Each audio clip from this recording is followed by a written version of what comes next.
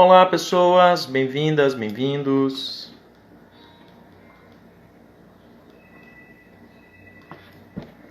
Tudo tranquilinho? Vamos para mais uma aula sobre o corpo do ator. A gente vai falar hoje sobre o Antonin Artaud. Então, à medida que for possível, vai me dando um retorno se o áudio tá ok, se a imagem tá ok, para eu entender a qualidade técnica aí. Só me dizer áudio ok, imagem ok, para a gente começar hoje o nosso trabalho.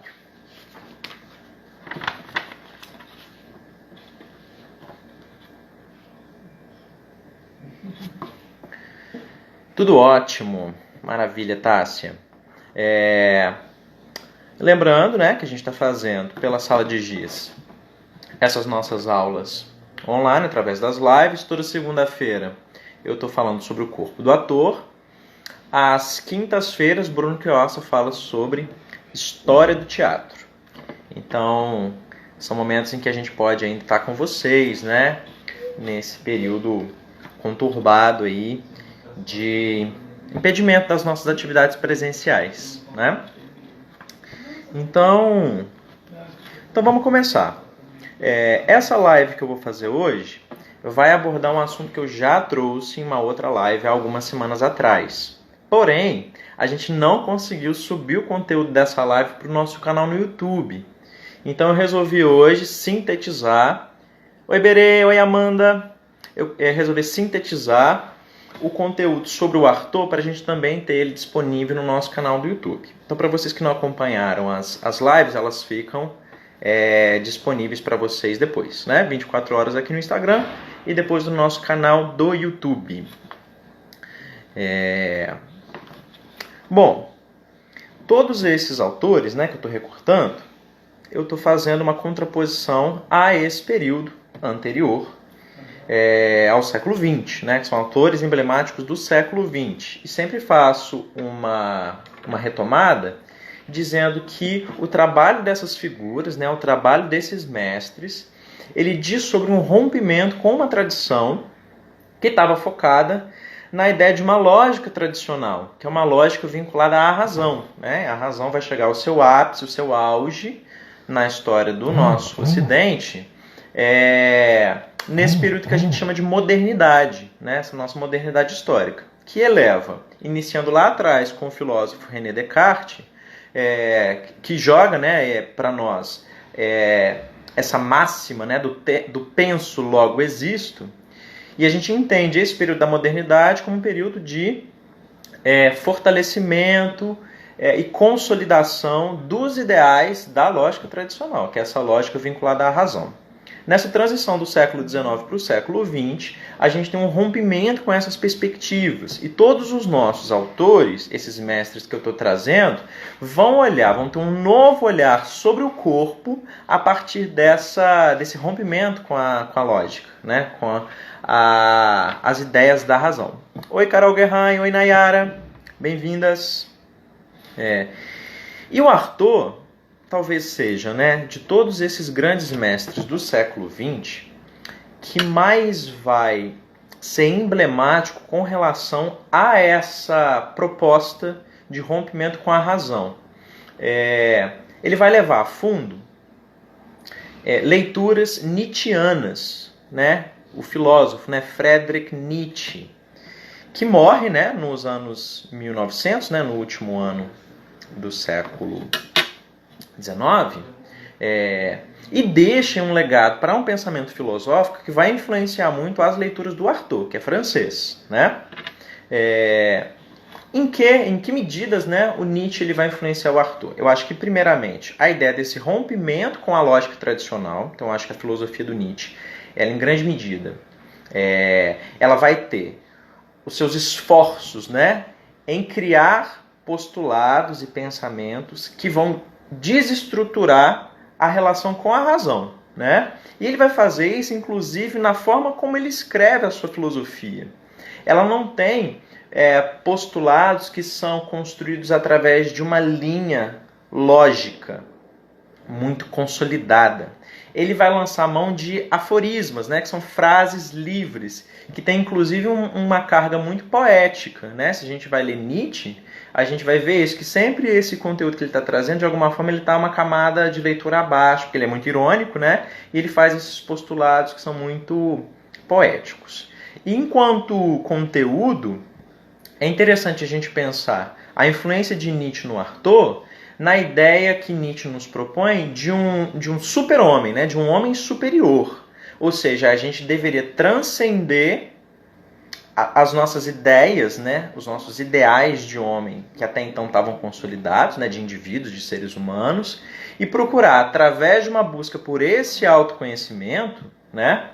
E essa vivência com potência no mundo, na relação com o outro, a gente nos elevar enquanto outros indivíduos, né? Que estão livres, e aí isso é muito, muito nietzschiano, né? Livres de uma moral. E essa moral que ela vai estar muito enraizada no que seria o pensamento cristão no Ocidente, né? Então Nietzsche é aquele que, grosso modo, as pessoas dizem que é o filósofo que mata Deus, né? Na verdade, ele não pretende matar Deus, não. O que ele faz é só dar um anúncio, ele avisa, ele fala, ó, Deus está morto, né?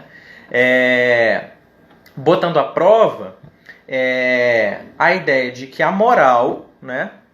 O moralismo, ele teria colocado o homem como esse homem inferior. Ele sujeita as potencialidades do homem no mundo, as potencialidades do homem em relação com o outro, com o mundo, né? É para isso que o Nietzsche está olhando. E isso influencia muito Artaud, né? Eu acho que esse é um ponto. E Artaud, por consequência, vai ser um artista que vai influenciar muito toda a arte que vem depois dele, né? Então, é impossível ignorar o que Artaud nos postula da segunda metade do século XX para frente, né? Então não tem como você falar de teatro performativo, né? De quebra de representação, de busca de um teatro que não está texto-centrado, né? Que não está pautado no texto, as próprias poéticas do corpo. Impossível você falar disso e ignorar o legado que o Artaud deixa para o mundo, né? Então por isso que ele não podia faltar na nossa lista aqui de grandes mestres. Ao mesmo tempo, esse legado artodiano para nós, ele vai vir carregado de muita polêmica, porque ele vai estar muito vinculado à vida que Artaud teve e uma vida que estava marcada, né? É marcada na biografia de Artaud a loucura, né? Ele foi internado, né? Em manicômios, escrevia cartas, né, muito influenciado pelos médicos, né, que tratavam da sua loucura. Ele produziu muito sobre essa pressão de estar dentro de um manicômio, né, passando condições extremas como um indivíduo, né, humano, preso, né, nesse manicômio, recebendo aqueles tratamentos de choque absurdos, né, passando fome, enfim, condições extremas mesmo, que ele vai produzir essa sua arte, esse seu pensamento, que a gente pode, né, essa sua proposta até filosófica e estética com relação ao mundo, né, a olhar para o mundo. Então vamos lá, vamos falar um pouquinho aqui da biografia dele. Ele vai passar um período muito próximo ao movimento surrealista. Então a gente tem que situar aí o movimento surrealista, né? No século XX, no início, anos 20, né? Na França, iniciado pelo André Breton, com aquela galera toda lá, né? Salvador Dalí, enfim. O Artaud, ele vai ter um início no surrealismo, contribuindo com essa galera. E depois ele vai ter um rompimento com eles, porque ele vai se recusar a se filiar ao Partido Comunista. Para ele é um absurdo pensar no sentido da macropolítica. Isso é legal da gente entender na biografia do Artaud, né? E a partir daí ele também influencia muita gente depois. A gente vai entender que Artaud vai propor uma política de si, né? Ele vai responder aos surrealistas dizendo que está recusando essa macropolítica, ele não quer saber da Revolução Comunista, porque ele vai fazer a revolução em si mesmo, né? Então esse é o dado importante para a gente entender aquilo que ele nos deixa como legado, né? E aí logo ele vai, nesse período então entre guerras, ele vai ser internado. Ele vai ser internado. Devido às suas proposições, inclusive, né? As suas proposições artísticas. Grosso modo, ele vai propor para a gente a ideia de que a vida e a arte, elas têm que ser lidas como um inteiro, né? Então, ele tem um livro famoso, importante, que inclusive eu vou dar alguns pontos, passo a passo dele, que é o Teatro e o seu Duplo. O duplo do teatro para Artaud é a própria vida, né? É a própria vida. E isso vai ser muito emblemático, né? Vocês entendem o que é uma proposição de eu encarar. Não algo que eu faça, né? Ou seja, um espetáculo teatral que vai criar uma representação do mundo, né? Eu proponho uma mímese que está distanciada do mundo, a partir da qual eu posso ler o mundo. E Artaud vem e diz, levando muito à risca, essa ideia, né, desse rompimento com uma lógica tradicional, que vai separar, inclusive, cartesianamente, né, o que é a vida, o que é a arte. Ele diz que tudo vai ser uma coisa só, né? Então eu tenho que ter uma postura de vida na arte, né? A arte em vida é a minha própria proposição estética, né? E isso vai determinar muito depois o que ele vai chamar de teatro da crueldade, a gente vai falar sobre isso, né? Então, para entender a importância do Artaud, tudo isso que eu estou trazendo é para entender o que esse homem significa no século XX e como que tudo que está seguido, né, depois da existência de Artaud vai nos marcar para sempre, né? Então vamos lá. O que eu vou falar? Vou falar basicamente sobre o teatro da crueldade, que é uma proposta dele de compreensão, né? É um manifesto, na verdade, né? De como encarar o teatro e fazer um rompimento com o teatro anterior. Então ele vai postular esse teatro da crueldade. E o conceito de corpo sem órgãos, que depois vai impulsionar muito aí muitas discussões filosóficas, que vai ser um conceito-chave, por exemplo, na filosofia do Deleuze, né? Deleuze-Guattari vão usar esse conceito do Artaud e vão fazer postulados filosóficos tentando explicar esse conceito, né? Oi, Max! Oi, Alexandre! Oi, César! Oi, Marcelo! Bem-vindos! Ah, sim, Max tá aí lembrando que hoje é meu aniversário. Sim, gente, hoje é meu aniversário. Completo 32 aninhos.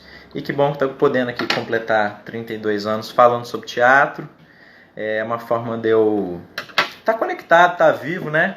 Então estamos aqui também neste momento celebrando o meu aniversário, né? Bom, pensar um teatro da crueldade, né? Primeiro a gente tem que, de alguma forma, olhar para essa ideia de crueldade e tirar aquilo que a gente já sabe, né? Eu acho que tem muito a ver com o que o Artaud vai propor estética e filosoficamente, né? Não é a ideia de um teatro do horror, do terrorismo, né? Dessa loucura desenfreada em busca do sofrimento, ou do sofrimento de si e nem do sofrimento do outro, né? Crueldade para Artaud tem a ver até com a etimologia da palavra crueldade, né? Porque tem a ver com o cru, né? Eu fui até lá olhar nos meus dicionários de latim. Falei, vamos investigar isso, porque talvez a gente possa começar a discutir o teatro da crueldade a partir da etimologia, coisa que eu não tinha feito na nossa primeira live sobre o Artaud, né? Tem dois significados para sangue no latim, né? Tem o sangue, como nos chega a palavra, que é o sanguis, que tinha a ver com esse sangue que circula dentro do nosso corpo, né? E o outro significado de sangue é cruor, que vai vir, né? Crudum e crudelis, que vão dividir para a gente o que seria o cruel e o cru, né? Que é o sangue que está caído no chão, né? O sangue não mais que está circulando no corpo. Então, crueldade tem a ver com isso também, com cru. Que, lendo Artaud, é uma leitura do Philippe, né?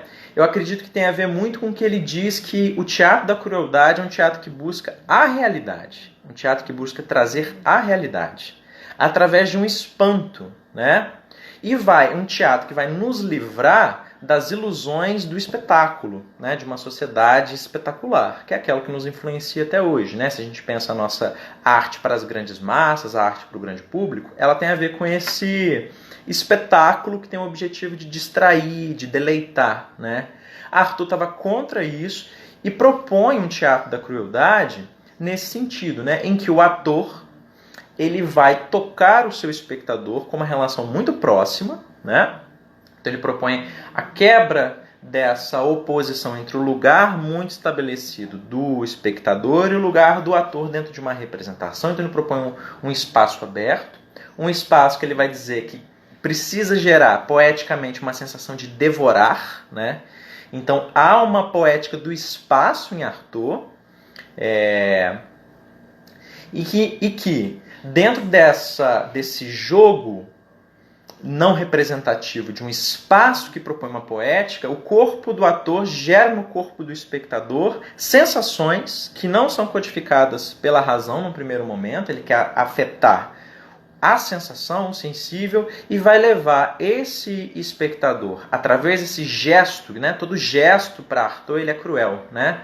O fato de estar em vida já é cruel, porque existe essa revelação daquilo que está dentro do sujeito, a revelação daquilo que está oculto, e que quando a gente está diante dessa sociedade, que é a sociedade que ele está vivendo aqui, né? A gente está lembrando que ele está situado no século XX, entre duas guerras, né? Ou seja, os ideais positivistas da ordem do progresso, eles foram embora, né?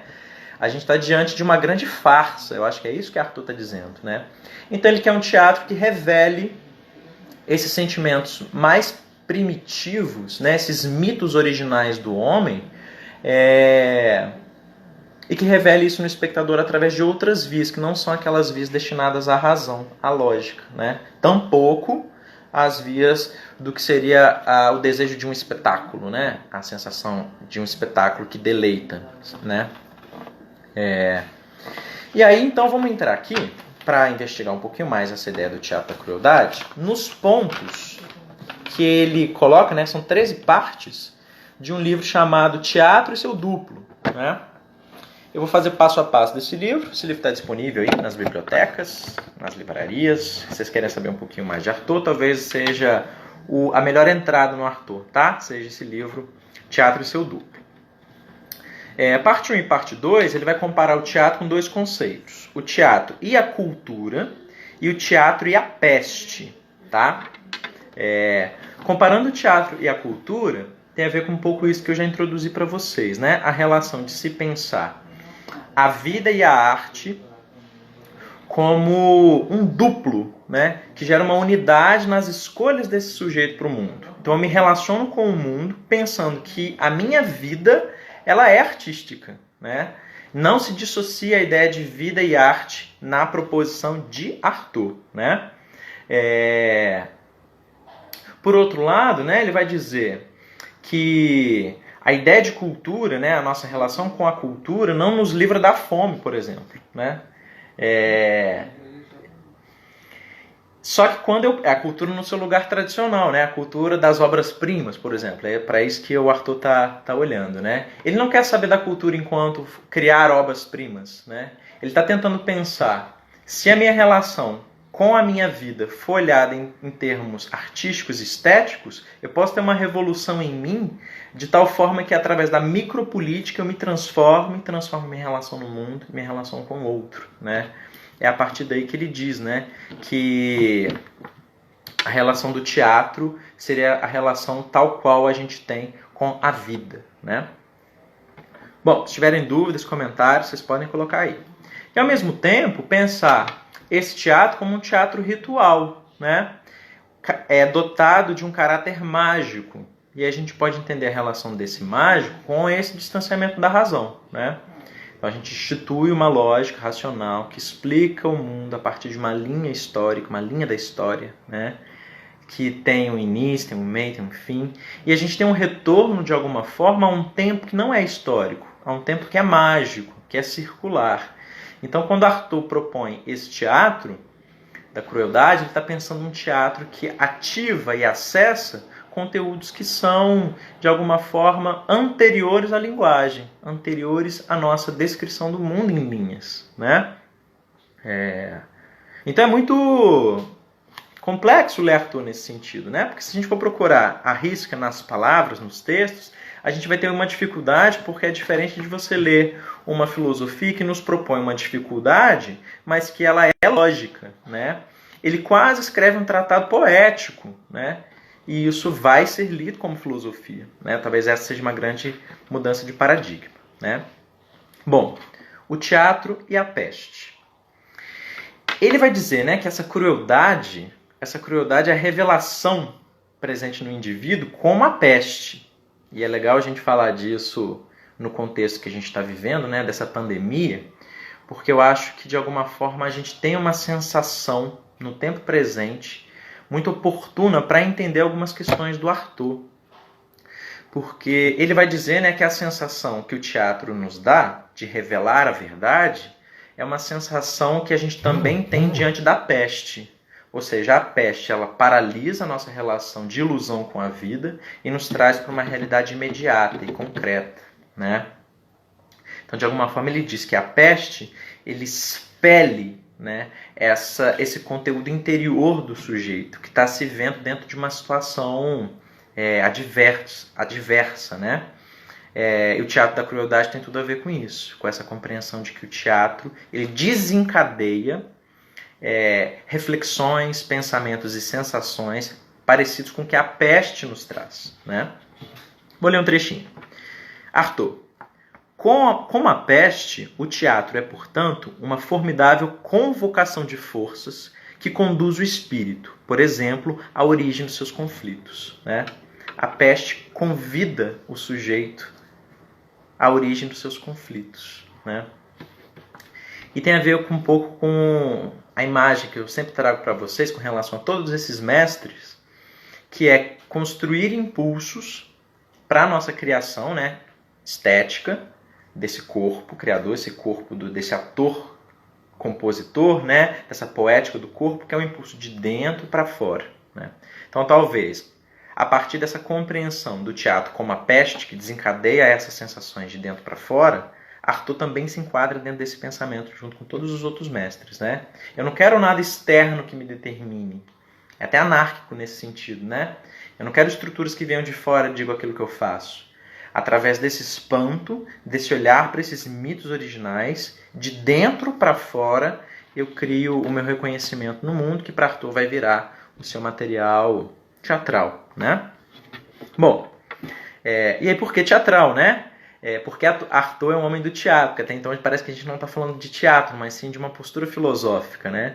Porque ele vai entender que essa realização ela vai se dar na encenação.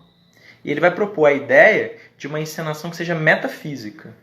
Ou seja, eu vou ter elementos simbólicos, estéticos, concretos, ou seja, eu vou ter elementos da cena teatral. Então, o espaço cênico para Arthur é muito importante. Não no sentido da representação. Então, todos os elementos que ele propõe para o seu teatro, cenário, figurino, iluminação, ele vai ter uma proposta de quebra da realidade. Então, você vai ter, nesses elementos, estruturas que são simbólicas, que vão trazer essa sensação de provocar conteúdos subjetivos e sensíveis e intuitivos no espectador, né? Então nada no teatro para Arthur vai ser via razão, algo que eu bati o olho, li e entendi, né? Ele vai querer sempre uma surpresa nesses signos, né? O que hoje parece uma bobagem quando a gente entende a arte contemporânea, o teatro contemporâneo, mas Arthur está fazendo uma coisa muito revolucionária propondo isso dessa maneira, né? Então você vai buscar em Arthur linguagens que estão independentes da palavra, né? Mas ele não é contra a palavra. Ele tem desejo de que a palavra volte para desestruturar a relação que a gente já tem com os significados. Então é uma palavra que vai buscar novos significados, novas sonoridades, né? Então ela está presente como voz, como essa voz que é corpo. Então a gente pode aproximar verbos da ideia de voz para entender o que Arthur está propondo, né? Então são vozes que tremulam, vozes que atacam, né? Vozes que comem e devoram. Então eu posso aproximar outros verbos para entender isso que Arthur está propondo. como uma espécie de ritual, né? Como uma espécie de fazer magia mesmo com essa voz que é corpo. Tá claro?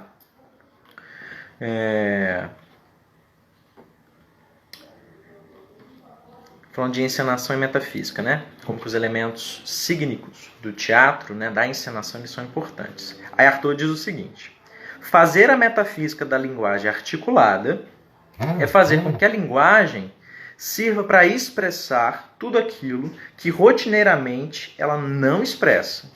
É usá-la de um novo modo excepcional e comum. Isso é importante, né? Então não é não usar a palavra, é usá-la de um jeito excepcional e incomum, para transcendê-la, para não trazer aquilo que ela já expressa, mas para através dela a gente gerar uma desconstrução, né? Uma renovação em termos de linguagem. Então vamos para frente. Depois ele vai falar, né, que o teatro ele tem esse caráter, então, alquímico, sabe? Da alquimia. Eu sou capaz, né, como alquimista, de transformar os elementos, as minhas matérias-primas. Né? A ideia era buscar, através, né, da pedra filosofal, transformar tudo em ouro, em riquezas. Né? Tinha-se esse ideal utópico. Né? Então o teatro é isso, né? É como se ele pudesse manipular energeticamente essa realidade a fim de transformá-la.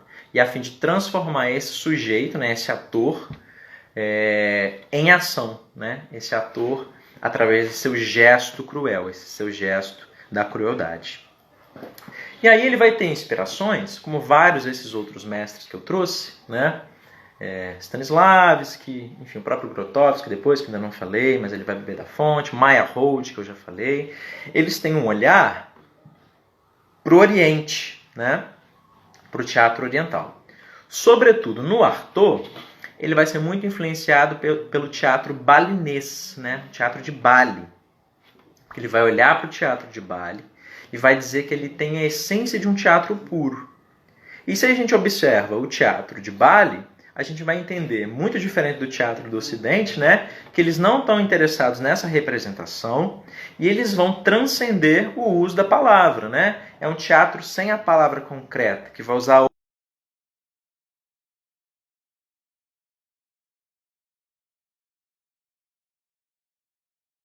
das cores, dos sons. Né?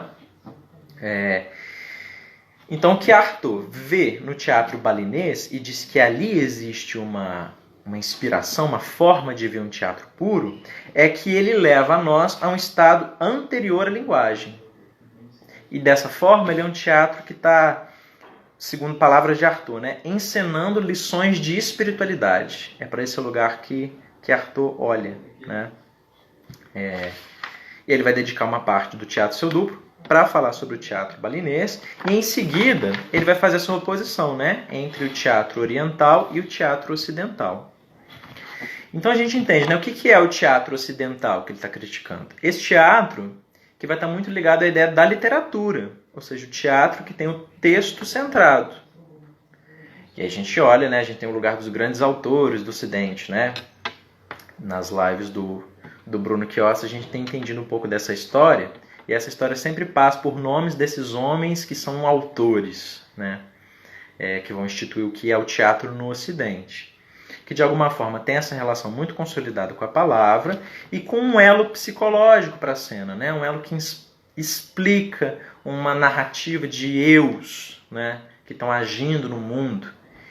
E o teatro que está em Bali não passa por esse lugar, né? Que é muito conhecido por nós, né? Ele tá, assim que a gente liga a televisão, a Netflix, a gente vai ver um filme, é isso que nos vem como estruturas narrativas, que para a gente já está muito consolidado como aquilo que é uma estrutura narrativa convencional. Então, quando a gente olha para esse teatro oriental, ele nos espanta, né? Porque a gente busca entender a partir dos instrumentos que a gente tem e a gente simplesmente não consegue, porque aquilo que está proposto ali é de uma outra ordem, por uma outra via. Me corrijo, né? A gente até consegue, mas não usando as vias que a gente tem de leituras da narrativa através da nossa lógica racional, né? Então, opa, caí. Voltei. Todo mundo bem? Não me machuquei, voltei. esse teatro que é a supremacia da palavra aqui no Ocidente, né? Então, de alguma forma, isso que o Arthur está propondo, ele vai nos fazer confundir a criação poética até com formas mágicas, né? Parece que ele está fazendo uma espécie de bruxaria, né? Quando ele está querendo acessar conteúdos que não são aqueles racionais, beleza? E ele vai fazer dentro desse texto, né, o manifesto do teatro da crueldade, né? Onde a vida tem tudo a perder e o espírito tem tudo a ganhar, né? Esse seria um dos postulados, né, uma dessas máximas poéticas para a gente entender o que é o teatro da crueldade, né? Onde a vida tem tudo a perder e o espírito tem tudo a ganhar. Então tem a ver com essa relação que eu falei nietzschiana, né, de busca desse eu superior, né? Desse homem que transcende a essa ilusão e vai olhar outras formas possíveis de se relacionar com o mundo através do que seria esse gesto micropolítico, né? Esse teatro da crueldade tem a ver muito com uma revolução individual, a busca de uma revolução individual, né? Fiquei um pouco tonta, mas tudo certo. Eu também fiquei um pouco tonto aqui, Nayara, mas tá tudo bem, né?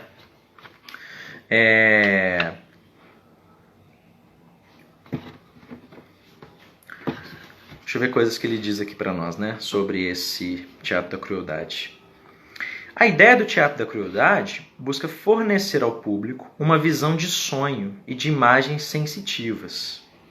Algo que absorva o público interiormente. Tem muito a ver com o que é essa influência, né, do teatro oriental, sobretudo aquilo que ele viu no teatro balinês, né? É uma ligação mágica que privilegia o perigo e a atrocidade como fundamentos orgânicos. O teatro é reflexo do ritual, né?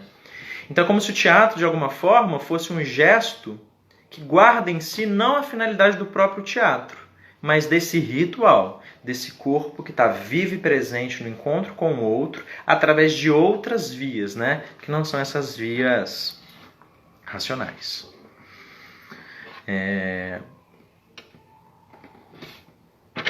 E aí sim, né, aquilo que eu disse fazendo a leitura etimológica, nessas cartas que ele escreve falando sobre a crueldade, vocês entendem que é uma investigação, né? Ele não tem esse conceito prontinho, assim, chave. Crueldade, teatro da crueldade significa X. É como se ele nos movesse enquanto sujeitos, né? Ele faz nosso corpo acordar para investigar esses postulados, né? Então ele nos dá pistas para que a gente construa a nossa relação com o que ele está propondo, né? Aí eu fui fazendo alguns levantamentos aqui para a gente investigar junto, né? Essa crueldade não é uma situação de sadismo ou terrorismo e sangue, mas sim um rompimento com o sentido usual da linguagem. Uma espécie de direção rígida, de submissão à necessidade. É uma força capaz de alcançar qualquer objetivo. Me vem a ideia de uma pulsão por vida, né? Que está lá na psicanálise, ao mesmo tempo a ideia do conceito de potência, que é espinosista, né? Embora possam não saber o que são esses conceitos, mas é basicamente uma vontade de mundo, uma vontade de viver, né? Uma vontade de agir. Então a crueldade parece, né, em ter uma força de ação, né? Uma força de ação que a gente exerce mesmo contra as coisas do mundo. O teatro da crueldade pretende fazer da representação algo tão localizado e tão preciso quanto a circulação do sangue nas artérias. Pretende fazer da representação algo tão localizado e tão preciso quanto a circulação do sangue nas artérias. E aí, a partir disso, ele começa a falar da linguagem, né? Retomando algumas coisas que eu já disse, mas aí a gente aprofunda, né? Ele vai dizer que a encenação vai ser a parte verdadeiramente teatral do espetáculo. Então isso é interessante, né? Porque está localizado, de alguma forma, como o espaço, né? É como se o corpo do ator e o encontro com o espectador fossem construídos dentro, né, energeticamente, sensivelmente, na relação com esse espaço, né? Então o teatro da crueldade está localizado no tempo presente, num espaço preciso, né? E ele vai dizer que esse espaço ele é um espaço de energia devoradora, é um espaço devorador, né? Devorador no domínio psicológico ou cósmico, né? Que de alguma forma, através dessa ideia de devorar, ele vai se identificar com a crueldade. As palavras de Arthur. O objetivo do teatro é traduzir a vida sob seu aspecto universal, imenso, e extrair dessa vida imagens com as quais gostaríamos de nos reconhecer. O objetivo do teatro é traduzir a vida sob seu aspecto universal, imenso, e extrair dessa vida imagens com as quais gostaríamos de nos reconhecer. É a partir desse trecho que eu fiz essa leitura, né, de que parece que é a busca por uma relação de um tempo anterior à nossa razão, né, de um tempo anterior à nossa colocação das coisas em causa e consequência, nessa linha da narrativa histórica, de um tempo que na verdade é circular, que é cíclico, que está ligado a esses mitos originais. Isso é muito bonito porque ele está buscando uma presença no teatro que é uma presença da nossa própria vida, né? Porque nesse sentido, até fenomenológico, né? Eu já sei que isso aqui é uma caneta, porque eu tenho a ideia anterior de que isso aqui é uma caneta. Só que se eu parar, deixar esse objeto aqui, ficar olhando ele muito tempo, ele não é mais uma caneta. Ele é esse objeto aqui, único, presente, né? Que de alguma forma vai emanar sua própria presença para mim. Anterior à ideia de eu dizer que isso aqui é uma caneta, eu tenho uma relação. E Arthur está propondo isso como uma forma de se fazer teatro, entende? Naturalmente ele não está fazendo isso com objetos concretos, materiais, mas ele está fazendo isso com a matéria humana, né? O que é algo muito, muito sofisticado, né? E que vai determinar muito a nossa filosofia contemporânea. Correto?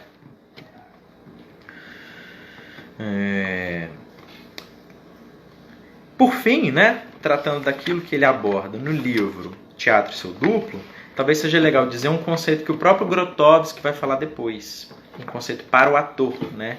Que o ator seria um atleta das emoções. Então quem vai trazer esse conceito para a gente desse atletismo afetivo é o Arthur. Então o que seria, né, para Arthur essa musculatura afetiva, né? O ator sendo um atleta das emoções. Ele vai buscar de alguma forma que o ator pense com o corpo, que já é um paradigma que a gente já tratou muito aqui, né? Esse pensar que não está relacionado só à ideia da razão, eu posso pensar de outras formas. E ao mesmo tempo que pudesse materializar suas paixões.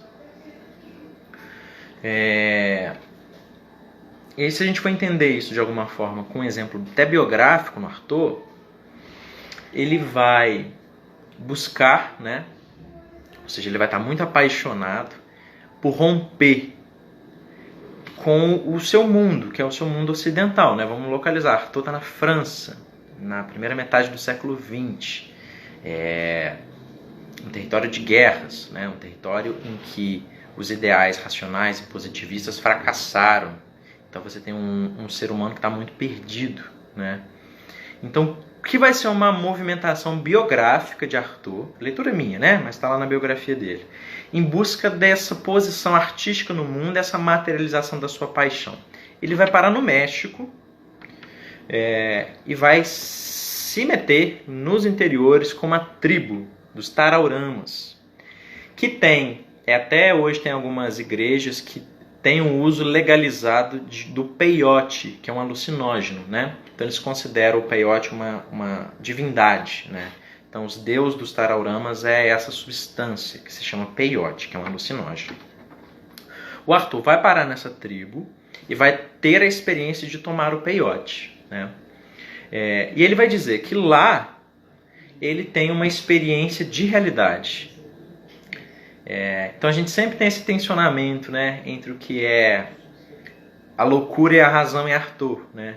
Então ele que vai ser levado para o manicômio, né, no seu país de origem, né, ou seja, entre os seus iguais, Arthur é lido como louco,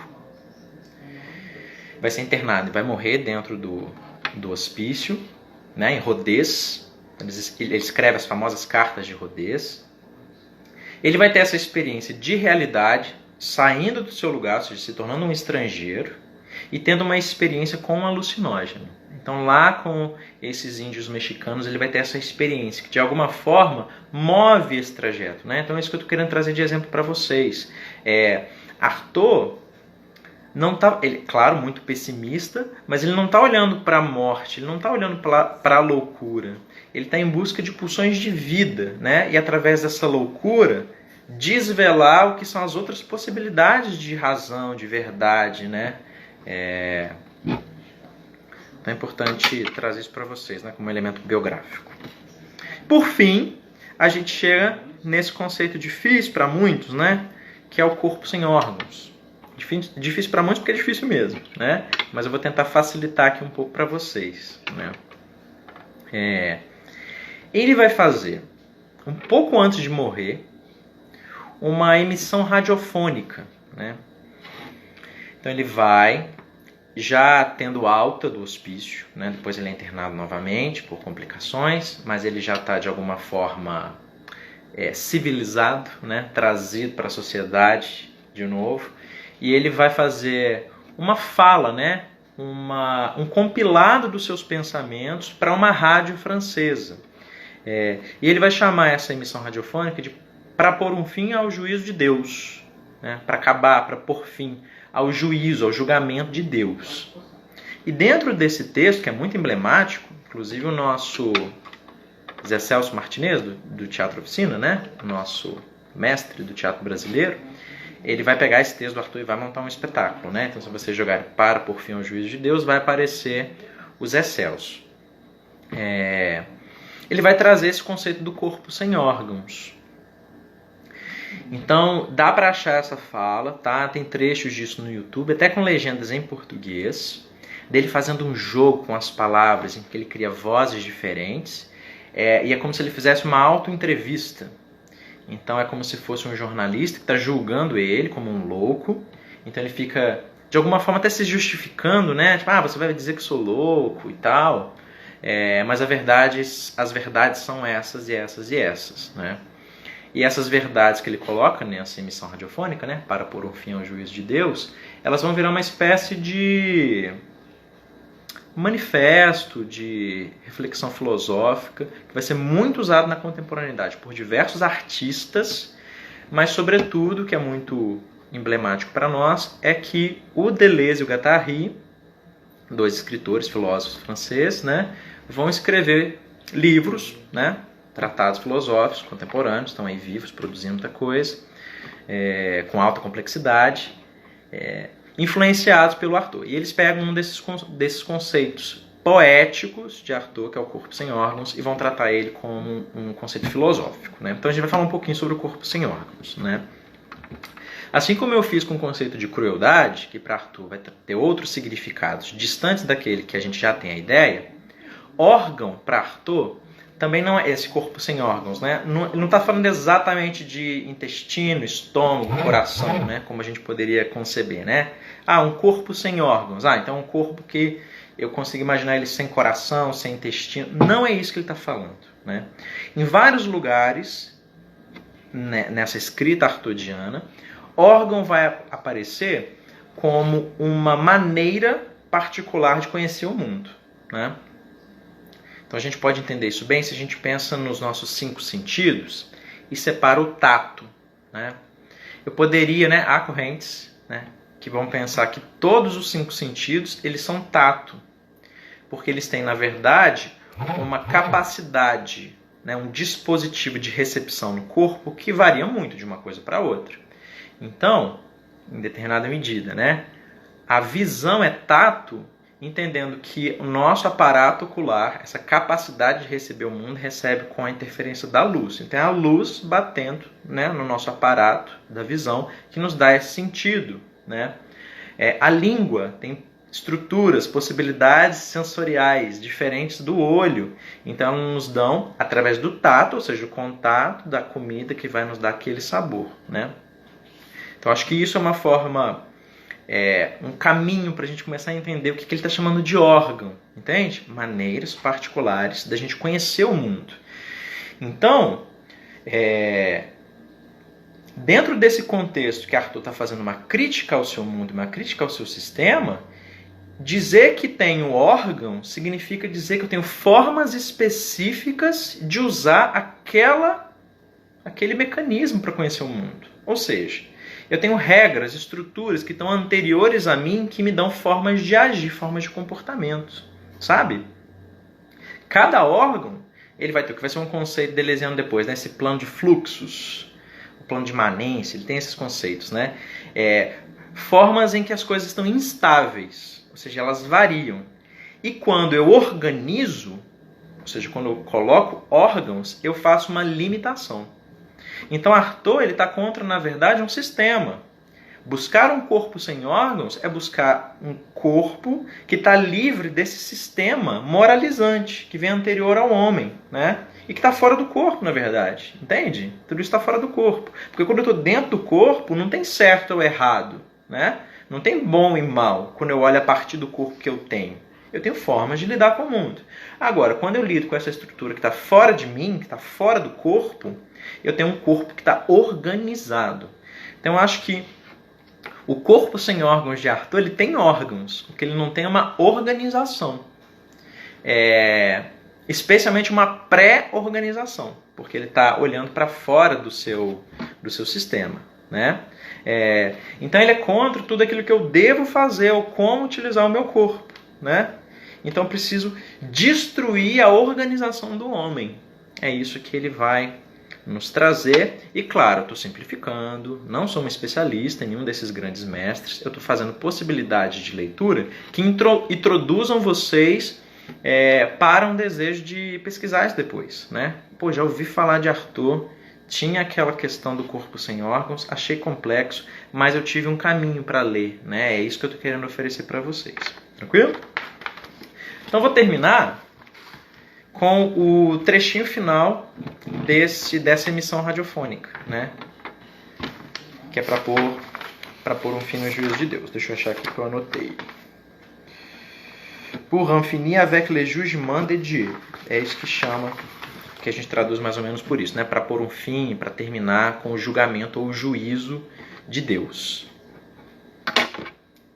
Lembrando que isso também é nietzschiano, né? A ideia do Nietzsche, né? Matou Deus. Ele é muito influenciado mesmo pela filosofia do Nietzsche. Bom, vamos lá. Palavras de Arthur. O homem é enfermo porque é mal construído. Temos que nos decidir a desnudá-lo para raspar esse animalúculo que o corrói mortalmente. Deus. E juntamente com Deus, os seus órgãos.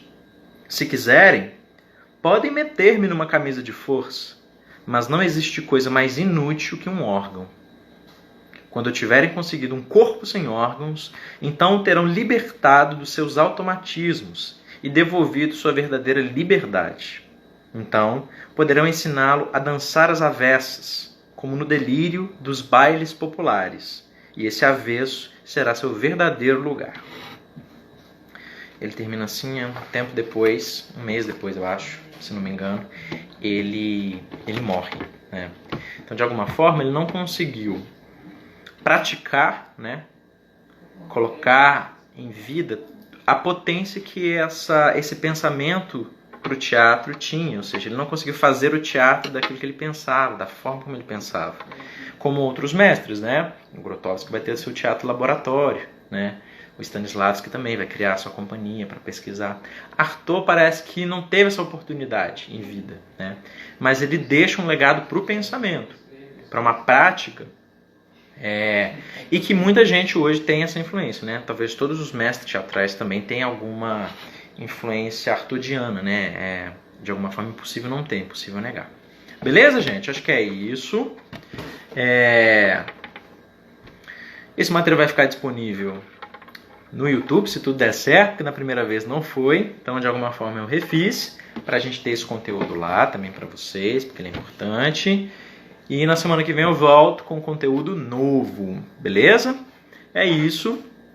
Recadinhos aí finais. Quem quiser comentar, escrever alguma coisa, dúvidas, para a gente terminar. Lembrando, toda segunda e quinta-feira, aula minha e do Bruno Chiosso, minha de corpo do ator. Quintas-feiras a gente tem história do teatro. Acho que é isso. No mais, a gente está com a nossa vaquinha aberta, isso é importante dizer, apoie.se/sala de giz. A gente está recebendo contribuições de vocês, né, para esse momento em que a gente não está podendo exercer as nossas atividades presenciais.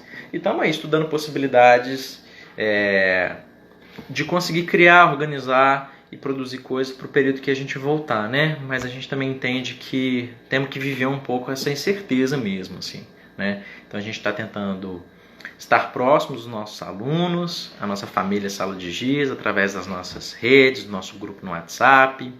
Então a gente está sempre tentando conversar com vocês, né, para entender esse período. E de alguma forma está vivendo essa incerteza, esse não sei, né? Porque senão a gente fica muito ansioso e acaba, sei lá, acaba se perdendo, né? Querendo produzir muito, criar coisas. Talvez seja o momento, na verdade, da gente realmente parar, respirar um pouco para entender esse período, para poder colocar as coisas em ordem e poder voltar com serenidade depois, né? Foi ótimo. Também achei ótimo, Berê. Bom que está conosco. Espero que tenha dado tudo certo o vídeo que você ia enviar lá. Berê mandou um vídeo para mim, para eu dar uns palpites, ali uns pitacos, espero que tenha tudo rolado legal. Beleza, gente?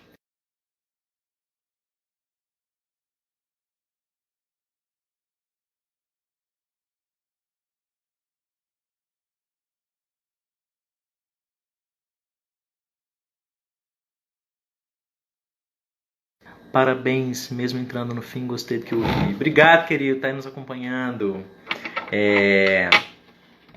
Então é isso, na semana que vem tem mais. De alguma forma, né, a gente tá colocando conteúdos que a gente já tinha pré-estruturado, mas vocês também podem pedir conteúdos, né, assim, se vocês tiverem questões pra gente abordar, também é interessante, né, de alguma forma ter esse vínculo de troca, né. Então, por mais que a gente tenha um caminho a seguir dos nossos autores, se vocês tiverem questões específicas, manda pra gente pelo direct aí que a gente atende vocês, né? Busca atender vocês na medida em que for possível. Feliz aniversário, professor! Obrigado, Bruno Psi. Amém, parabéns novamente, Felipe. Tudo de bom. É isso, gente. Beijo pra vocês.